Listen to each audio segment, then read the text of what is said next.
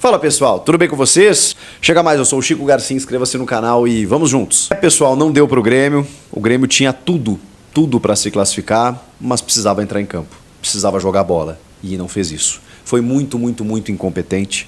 O Renato escalou o que tinha de melhor, o Renato fez a melhor estratégia possível, preservou os titulares no final de semana, descansou a rapaziada, venceu o jogo do Atlético Paranaense, deu um fôlego em termos de zona do rebaixamento, mesmo que esteja perto ali ainda, o Grêmio está fora, e se voltou para esse confronto decisivo contra o Corinthians pela Copa do Brasil. Jogo no Couto Pereira, gramado ótimo, tudo certo, torcida presente, corintianos também, o jogo no Paraná, torcedores do Corinthians infiltrados, ocupando todo o seu espaço destinado, os gremistas também comprando e esgotando cerca de 20 mil ingressos, foi onde deu para fazer o jogo, né? O Grêmio volta para a sua arena no dia 17 de agosto, então esse jogo, num estádio em que o Grêmio também conseguiu a sua classificação na fase de grupos da Libertadores, que nos acolheu muito bem, o Grêmio tinha tudo. Tinha tudo. E no banco de reservas, Diego Costa para entrar a qualquer momento, o próprio Miguel Monsalve, que jogou muito bem no final de semana, mais estofo, digamos assim, de time, linha de 3, ou seja, um resguardo defensivo, Soteldo, Pavon, Cristaldo, Vila Sante, todo mundo. E aí você vai ver a escalação do Corinthians. E provavelmente muitos corintianos se arrepiaram ao ver Rodrigo Garro no banco, uma linha de 3 zagueiros com Kaká, Félix Torres e Gustavo Henrique, com o André Ramalho também no banco, Mateuzinho e Matheus Bidu nas laterais, meio de campo com o Rian, Charles, Igor Coronado e um ataque com Pedro Henrique e Romero. Esse foi o time do Ramon Dias. Cara, titular ali, Félix Torres, Hugo e Romero. O Rian vinha jogando, o Coronado também, mas não são titulares absolutos. Que coisa, hein? Desta feita, o Ramon colocou o time para jogar contra o Grêmio. E aí eu pensei comigo e falei, que gênio, que gênio. Porque o foco, evidentemente, é você escapar do rebaixamento no Brasileirão. Mas é claro que o Corinthians, como time grande que é, não pode descuidar das Copas. Então, ele montou uma estratégia em que ele jamais sairia perdendo. Porque se ele coloca titulares, desgasta os caras, é eliminado, chega para o final de semana sem perna para ter que ganhar do Bragantino. A pressão ia continuar gigante, talvez até maior. Se ele classifica estourando alguém e daqui a pouco não consegue vencer o Bragantino no final de semana, ele ia ouvir que o Corinthians está perdendo tempo nas Copas e que isso está atrapalhando no Brasileiro. O que ele fez? Ele preservou a rapaziada e deu moral para os jogadores que entraram em campo do tipo assim, vocês vão lá agora e corram. E assim, me mostrem que vocês podem jogar. E, cara, se der, deu. Tirou o peso dos caras. Só que ao fazer isso, ele jogou todo o peso para cima de Renato Portaluppi. Por quê? Porque o que ficou foi o seguinte, rapaz, o Grêmio, que está 5 jogos sem perder, está numa franca evolução e recuperação, que já recebeu jogadores, que está com um time interessante, que jogou bem o primeiro tempo, especialmente o primeiro tempo do jogo de ida na Neoquímica Arena contra o Corinthians. Tem tudo para conquistar uma vitória simples, só que agora, quando ele for enfrentar as reservas, ele tem a obrigação de ganhar. Ele joga em casa, tem a obrigação de ganhar. Pois bem, o Grêmio não conseguiu se aproveitar dessa situação. E aí eu vou lembrar também o segundo tempo do jogo lá na Neoquímica Arena, quando o Grêmio tinha um jogador a mais e quem jogou melhor foi o Corinthians. Eu já falei aqui, o Grêmio fez um bom primeiro tempo lá. O segundo tempo, depois da expulsão do Ranieri, só deu o Corinthians. O Corinthians com um a menos melhorou, reagiu e, por detalhe, não venceu a partida. Beleza? Foi para o Couto Pereira, 11 contra 11. E aí o Corinthians bota reservas. E eu penso, bom, agora o Grêmio vai fazer valer toda a sua força e pronto. Vai conquistar uma vitória simples que seja. Quem jogou melhor foi o Corinthians. O Corinthians ganhou disputas, o Corinthians ganhava a segunda bola, o Corinthians mordia, brigava, disputava, competia. E ainda assim chegava lá na frente. Ainda com muita dificuldade, né? Falta qualidade em alguns aspectos, o Corinthians tem uma dificuldade, às vezes cria, mas não consegue finalizar. E jogou melhor que o Grêmio. Eu preciso dizer isso, jogou melhor do que o Grêmio. Nos primeiros minutos já dava para perceber que o Grêmio estava numa intensidade abaixo, numa rotação abaixo, e eu não tô com isso aqui. Eu tô analisando o jogo sob dois primas, como sempre. Especialmente para a galera gremista que me segue, vocês sabem que eu torço pro Grêmio, e tenho assim, uma análise voltada para o Grêmio também. Não estou desmerecendo aqui o empate, a forma como o Corinthians jogou, ao dizer isso em relação ao Grêmio. Isso é uma crítica direta ao Grêmio, que se o Grêmio tivesse sido mais competente, a história poderia ter sido outra. Poderia ser a mesma também, tá? Não tiro isso. Mas o Grêmio nem tentou. O Grêmio nem se esforçou. Ah, Chico, mas teve uma chegadinha ou outra, teve defesas do Hugo Souza. Bom, era só o que faltava, né? O Grêmio como mandante, precisando ganhar o jogo, não provocar o goleiro adversário. E teve realmente o Soteldo, o Pavon, uma chegadinha ou outra, tá? Porque o Marquezinho também trabalhou, tanto quanto o Hugo. E aí, quando eu comecei a ver o Corinthians também chegando, aí eu pensei, caramba, o jogo tá igual. Igual contra os reservas. Acabei de citar aqui o time inteiro. Um time que provavelmente nunca jogou junto. Deve ter feito um treinamento que seja. E os caras estão lá, compactados, organizados, buscando o ataque e se defendendo muito bem. O Corinthians jogou bem. O Corinthians ganhava as disputas. E o Grêmio tentando se encontrar. Não fosse o Vila Sante, que é o único que eu salvo. Que correu por todo mundo, que pisou na área, que voltou, que buscava, que antecipava, que tentava armar o jogo. O resto muito abaixo. Carbajo, Cristaldo, não apareceram. O Soteldo, eu acho que fez a sua parte enquanto teve perna. Depois ele não aguentou mais, porque o sistema defensivo do Corinthians também foi muito eficiente. O Kaká fez um grande jogo, Gustavo Henrique fez um grande jogo, e até o Félix Torres eu vou dizer para vocês que foi bem, tá? Não me batam. Meio de campo, que partida do Charles.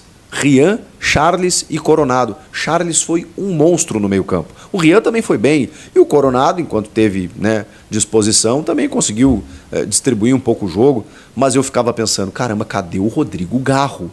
O Ramon Dias está brincando com a sorte. Só que eu olhava para o jogo e falava assim, caramba, o Grêmio não vai fazer nada. O Grêmio não fez nada para incomodar o Corinthians, para agredir o Corinthians, para, sei lá, enfiar 1, 2, 3 e o Ramon tem que pensar assim. Não era o cenário do jogo, tá? Tô falando numa utopia aqui. O Ramon pensar assim, caramba, vou ter que alçar a mão aqui de titulares, vou ter que tentar alguma coisa porque o Grêmio tá fazendo valer a sua supremacia. E não fez. E não teve supremacia. Quem jogou melhor foi o Corinthians. O Corinthians melhorou, ganhar nos 90. O Corinthians teve algumas chegadas muito perigosas. Um chute do Kaká espetacular, que o Marquezinho faz uma defesa absurda. Uma cabeçada que acho que é do Romero, que a bola passa isso aqui da trave. Ou do Pedro Henrique. Uma chegada no início do Pedro Henrique também, que o Marquezinho faz uma defesa. Cara, o Corinthians chegou. Chegou para poder vencer. E aí, quando entra o Rodrigo Garro, faltando minutos para terminar o jogo, para bater penalidades, eu imagino que nem precisou, ele coloca o Garro no jogo quando está nos acréscimos, está terminando o jogo. Do tipo assim, vai lá. E o Garro, em 2 lances, quase, mas assim, quase proporcionou o gol do Corinthians. Então eu fico pensando assim, se ele bota o Garro aos 30 do segundo, já era. Se ele bota aos 15, o Corinthians ganhava no tempo normal. O Grêmio não fez nada para ganhar no tempo normal. O Corinthians, sim. E aí eu preciso dizer que o Corinthians mereceu demais essa classificação. Pela atuação do Hugo, pela atuação de jogadores que não vêm jogando sempre, pelo momento, pela fase que o time está vivendo e pela estratégia monstruosa do senhor Ramon Dias. O Corinthians se classifica por todo esse pacote, por todo esse combo. E realmente, levou até os pênaltis, mas poderia não ter levado. O Grêmio não poderia ter levado para os pênaltis. Não porque o Hugo é pegador, o Marquezinho também tem um retrospecto interessante, mas não é isso, gente. É que assim, poxa, o teu adversário está visivelmente te passando uma mensagem. Cara, olha, eu vou jogar esse jogo, tá? Eu estou usando aqui o que eu tenho à disposição, mas eu estou pensando no sábado. O adversário disse isso para o Grêmio. E o Grêmio conseguiu perder o jogo. Ou pelo menos não venceu a partida nos 90 minutos. Aí entra em campo o Renato, né? A responsabilidade do Renato. Porque no primeiro tempo já dava para perceber que estava ruim, tá? Mas ok, aí você tem lá o Reinaldo dando as pichotadas dele, sabe, o Grêmio não se encontrando, o Grêmio sem centroavante, e aí você pensa assim, tá bom, vamos esperar o intervalo, porque aí pelo menos o Renato vai enxergar o que está acontecendo e vai tentar fazer alguma troca. Vem o intervalo e não tem troca. 10 minutos e não tem troca. 15 minutos, vem o Diego Costa.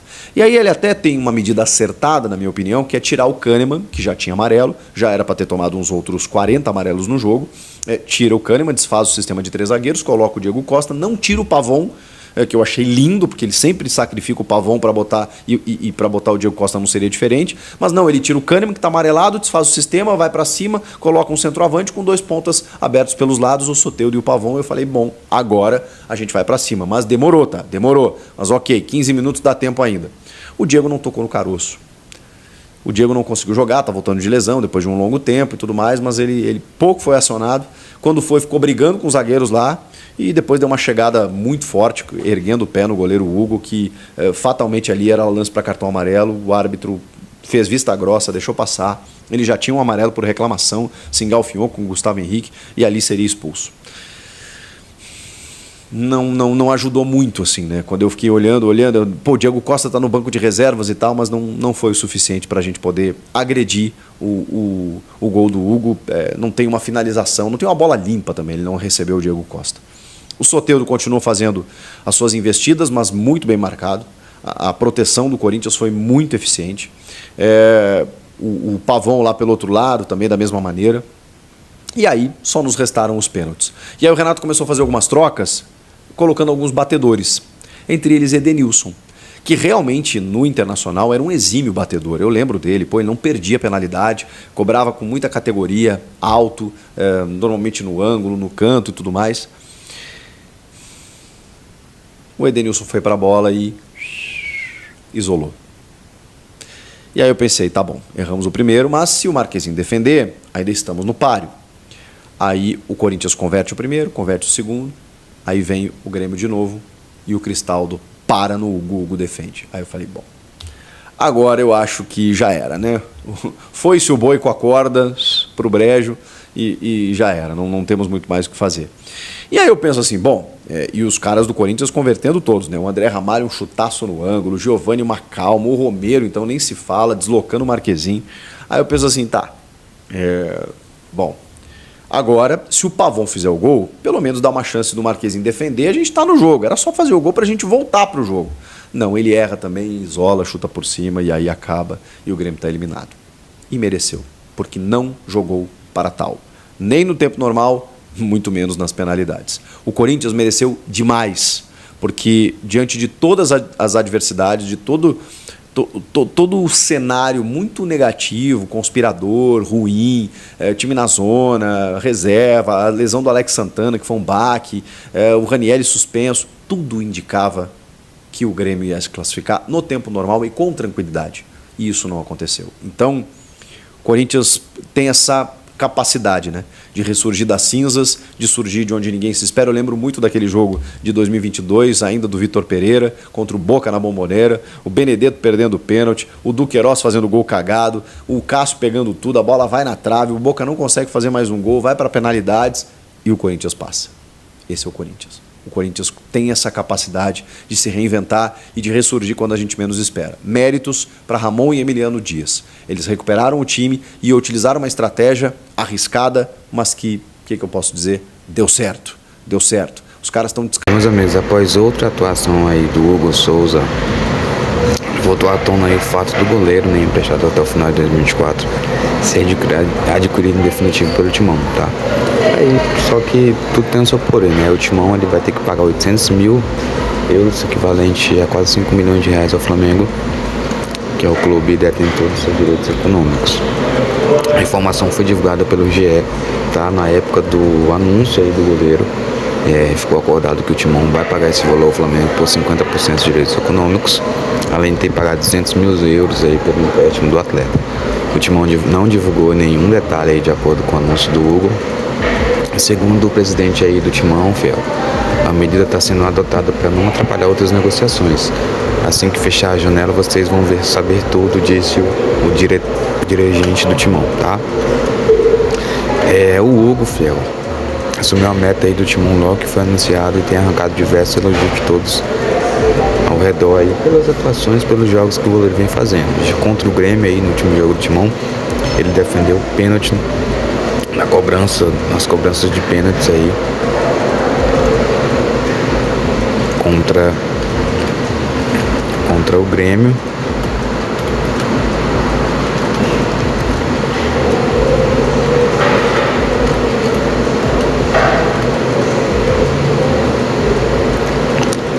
E realizou 6 defesas ao longo do tempo normal, tá? Ele foi eleito o melhor jogador na partida, tá, Fel? Lembrando que o Hugo Souza já declarou que tem tratado o Timão como uma grande oportunidade na vida dele. Ele que foi revelado pelo Flamengo, né? Ele nasceu em 99 e se destacou no início de sua passagem pelo Flamengo, tá? Mas ele acabou tendo problemas extra-campo e perdeu espaço.